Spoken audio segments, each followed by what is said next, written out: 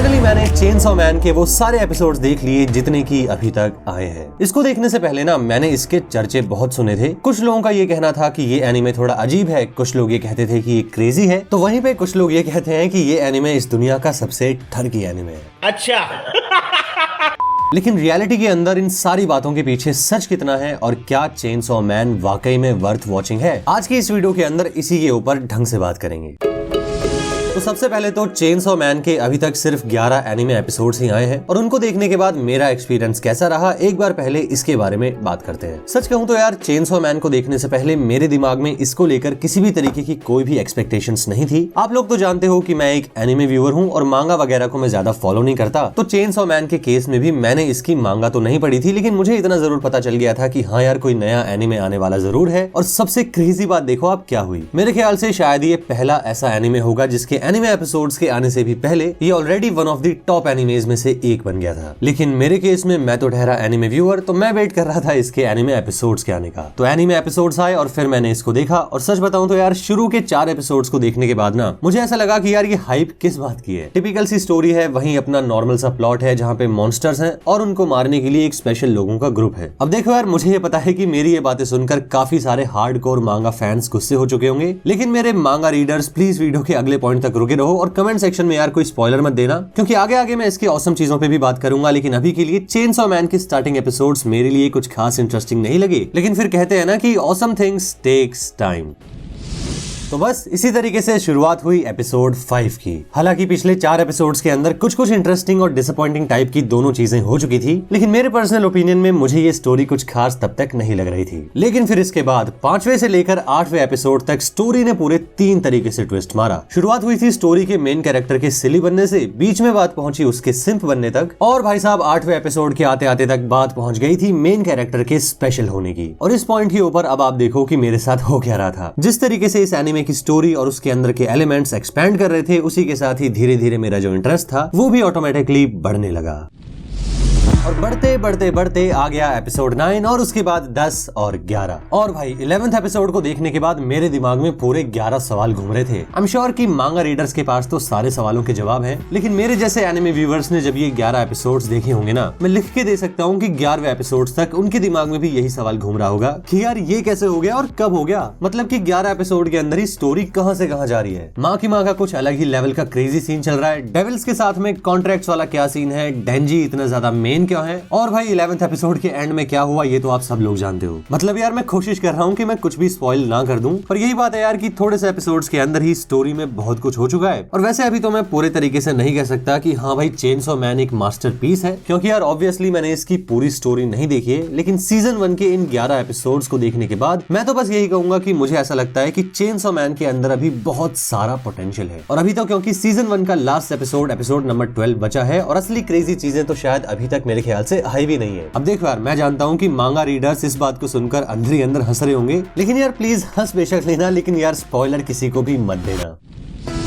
लेकिन अब यहाँ पे वो लोग जो एनिमे तो देखते हैं लेकिन उन लोगों ने चेनसॉ मैन नहीं देखा, पर मेरी तरह उसकी चर्चा बहुत सुनी है, तो ठीक ऐसे ही कई सारे लोगों को चेनसॉ मैन की मीम्स, फोटोज को देखकर या फिर डिस्कशंस को सुनकर लगता होगा कि यार ये एनिमे तो बस 18+ कंटेंट से भरा हुआ है और इसका जो मेन कैरेक्टर है वो है एक नंबर का सिम्प। वेल दूसरी वाली बात शायद सच हो सकती है, तड़प ही ऐसी है ना। लेकिन चेनसॉ मैन के अंदर एडल्ट टाइप के सीन्स होने से बढ़कर भी और बहुत कुछ है। अब देखो यार ये बात बिल्कुल सच है कि चेनसॉ मैन की रेटिंग्स 18+ के व्यूअर्स के लिए है। Amazon प्राइम के ऊपर ये शो 18+ पे रेटेड है, जापान के अंदर इसकी रेटिंग्स R18+ है और कई सारे वेबसाइट्स के आर्टिकल्स के हिसाब से चेनसॉ मैन एक एडल्ट शो है जिसे 17 साल से कम उम्र के बच्चों को नहीं देखना चाहिए। और भले ही कोई इस रेटिंग को माने या ना माने, पर ये बात तो रियलिटी है कि इस एनिमे के अंदर फुल टॉप लेवल पे खून खराबा है, महंगी गालियां हैं और तगड़े लेवल पर सिंपिंग, इंटीमेट सीन्स और सेमी न्यूडिटी तक सब कुछ है। तो मैं ये तो नहीं कहूंगा कि 17 साल से कम उम्र के बच्चों को इसे देखना चाहिए, लेकिन अगर आप एक एडल्ट हो, एनिमे भी देखते हो और उसके बाद भी आपने चेनसॉ मैन को सिर्फ इसलिए नहीं देखा क्योंकि आपको लगता है कि इसके अंदर बस सिंपिंग होती है, तो मेरे दोस्त यहाँ पे आपका सोचना काफी ज्यादा गलत है। लेकिन अब अगर आप एक ऐसे एनिमे व्यूअर हो जो कि मोस्टली शोनन टाइप के एनिमेज देखता है जहां पे स्टोरी के अंदर एक मेन कैरेक्टर है और उसका एक गोल है और पूरी स्टोरी उसके गोल के अराउंड घूम रही है, तो ऐसे व्यूअर्स के लिए चेनसॉ मैन उनको थोड़ा सा अजीब लग सकता है। क्योंकि सोच के देखो, अब तक आपने ऐसे ऐसे मेन कैरेक्टर्स देखे हैं जिनमें से किसी का गोल है होकागे बनना, कोई बनना चाहता है किंग ऑफ द पायरेट्स, किसी को अपनी बहन को ठीक करना है, तो किसी को चाहिए फ्रीडम। अब ये सारे गोल्स सुनने में कितने ज्यादा बड़े लगते हैं, और जब आप एज अ व्यूअर इन जैसे मेन कैरेक्टर्स की स्टोरीज को देखते हो तो एंटरटेनमेंट से हटके आपको एक स्ट्रॉन्ग मोटिवेशन मिलती है। लेकिन चेनसॉ मैन के अंदर मेन कैरेक्टर का गोल कुछ अलग ही लेवल का है। इस एनिमे के मेन कैरेक्टर का नाम है डेंजी, और डेंजी भाई के हैं बस दो ही गोल्स। पहला तो ये कि उसको बढ़िया बढ़िया खाना मिलता रहे, और दूसरा ये कि उसको भाई सिंपिंग करनी है तगड़े लेवल पे। मतलब स्टोरी के मेन कैरेक्टर की पूरी मोटिवेशन इस बात पे टिकी है कि ये बंदा इस लड़की के लिए कुछ भी कर सकता है। तो इसी हिसाब से ना कुछ एनिमे व्यूअर्स को डेंजी थोड़ा सा अजीब जरूर लगेगा, लेकिन इस एनिमे के एपिसोड्स को देखने के बाद मैं इतना जरूर समझ चुका हूँ कि चेनसॉ मैन के राइटर ने बहुत ही गजब का प्लॉट बनाया है। एंड दैट्स व्हाई जब आप इस एनिमे को देखोगे तो आपको लगेगा कि यहाँ पे एक से ज्यादा मेन कैरेक्टर्स हैं और अनप्रेडिक्टेबिलिटी बहुत ही ऊपर के लेवल की है। और अब फिर से बात वही है, भले ही awesome things takes time, but awesome चीजों में भी कुछ न कुछ कमियां आ ही जाती हैं। और कई सारे लोगों के हिसाब से चेनसॉ मैन के एनिमे के अंदर भी एक बहुत ही प्रोमिनेंट कमी है, जिसकी शुरुआत होती है उसके एनिमेशन से। पहले एपिसोड को देखने के बाद ही ये पता चल जाता है कि चेनसॉ मैन को बनाने के लिए traditional hand drawn 2D animation के साथ CGI 3D एनिमेशन का भी यूज किया गया है। जितने भी लोगों को नहीं पता, जल्दी से मैं आपको बता दूं कि 80 to 90% जो जापानीज एनिमे होते हैं उनको बनाने के लिए 2D एनिमेशन का यूज होता है। मतलब कि एनिमे के अंदर स्क्रीन पे आपको जो भी चीज दिख रही होती है वो हर एक चीज, एक एक सीन, हर एक कैरेक्टर, सब कुछ हाथ से ड्रॉ करके बनाया जाता है, और उस प्रोसेस को कहा जाता है हैंड ड्रॉन 2D। लेकिन पिछले कुछ सालों से क्योंकि जापानीज एनिमे की डिमांड पूरी दुनिया के अंदर बहुत तेजी से बढ़ती जा रही है, और क्योंकि उस डिमांड को टाइम पे पूरा करने का प्रेशर भी बहुत ही ज्यादा है, तो उसी टाइम को कट करने के लिए कई सारे anime studios traditional hand drawn 2D animation के साथ 3D एनिमेशन को ऐड करने लगे हैं। क्योंकि 2D के कंपैरिजन में 3D एनिमेशन रीयूजेबल होता है, जल्दी से बनाया जा सकता है, और मास प्रोडक्शन वाइज थोड़ा सा सस्ता भी पड़ता है। तो प्रोडक्शन के नजरिए से अगर देखें तो 2D एनिमेशन के अंदर CGI या फिर 3D एनिमेशन को मर्ज करना बहुत लॉजिकल है। लेकिन यार एक व्यूअर के एक्सपीरियंस के हिसाब से 2D और 3D एनिमेशन इतना ज्यादा ब्लेंड हो नहीं पाता, खास करके जब स्टूडियो के पास प्रोडक्शन टाइम या फिर बजट दोनों में से किसी एक चीज की कमी हो। और जब ये दोनों टाइप के एनिमेशन एक दूसरे के साथ ब्लेंड नहीं होते तो फिर रिजल्ट कुछ ऐसा आता है जहाँ पे देखने वालों का व्यूअर एक्सपीरियंस खराब हो जाता है। और क्योंकि चेनसॉ मैन के अंदर भी 2D एंड 3D एनिमेशन को ब्लेंड किया गया है, जिसकी वजह से इसकी एनिमेशन क्वालिटी के दो साइड्स हैं। एक साइड है इसकी फाइट सीन्स और दूसरी साइड है नॉर्मल सीन्स।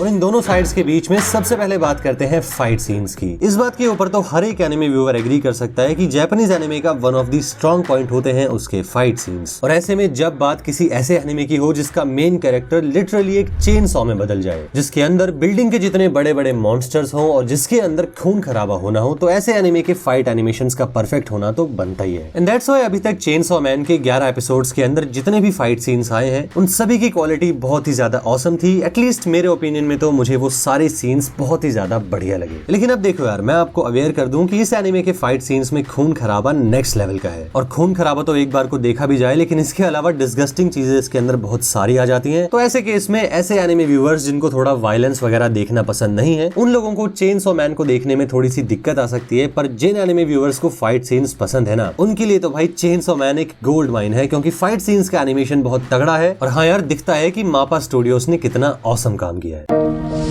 लेकिन दूसरी साइड पे नॉर्मल सीन्स के अंदर थोड़ी बहुत प्रॉब्लम्स दिख जाती हैं। जैसे कि फॉर एग्जांपल मैं आपको बिना स्पॉयलर्स के कुछ इसके सीन्स दिखाता हूँ। अब इन सीन्स को देखा ना आपने, इनके अंदर आपको दिखा होगा कि इन कैरेक्टर्स का चलने का तरीका थोड़ा अजीब है। इनकी वॉक साइकिल्स के अंदर वो स्मूथनेस नहीं है, मतलब कि इनकी बॉडी मूवमेंट थोड़ी सी रिजिड फील दे रही है। और ऐसा मेरे दोस्त इसलिए है क्योंकि इन सीन्स के अंदर ये वाले कैरेक्टर्स CGI 3D मॉडल्स हैं। और अब तक के 11 एपिसोड्स के अंदर ऐसे कई सारे सीन्स आते हैं। अब इससे पहले कि आप मुझे ये बोलो कि यार कैलिबर तुम तो नेट पिकिंग कर रहे हो भाई, तो देखो यार, ऐसा बिल्कुल नहीं है। मुझे कोई प्रॉब्लम ढूंढने का शौक नहीं है, लेकिन बस एक एज अ व्यूअर के एक्सपीरियंस के हिसाब से जब मैं इस एनिमे के एपिसोड्स को देख रहा था तो फिर इन पर्टिकुलर सीन्स के अंदर मुझे तुरंत क्लिक हुआ कि इन एनिमेशंस के अंदर CGI है। और इन सीन्स के अंदर यूज हुए CGI एनिमेशंस के अंदर थोड़ी सी स्मूथनेस की कमी है, जो कि टेक्निकली अगर प्रोडक्शन के लेवल पे बात करें तो होनी नहीं चाहिए। लेकिन अब हो सकता है कि सीरीज अभी बिल्कुल नई एनिमेट हुई है, तो शायद स्टूडियो को उतना टाइम ना मिला हो सकता है जितने फंड्स उनको चाहिए हो वो ना मिले हो। रीजंस इसके पीछे बहुत सारे हो सकते हैं, but the point here is कि चेनसॉ मैन की सीजन 1 के एपिसोड्स के अंदर थोड़ी बहुत जगहों पर एनिमेशन क्वालिटी काफी ज्यादा मिनिमल लगती है।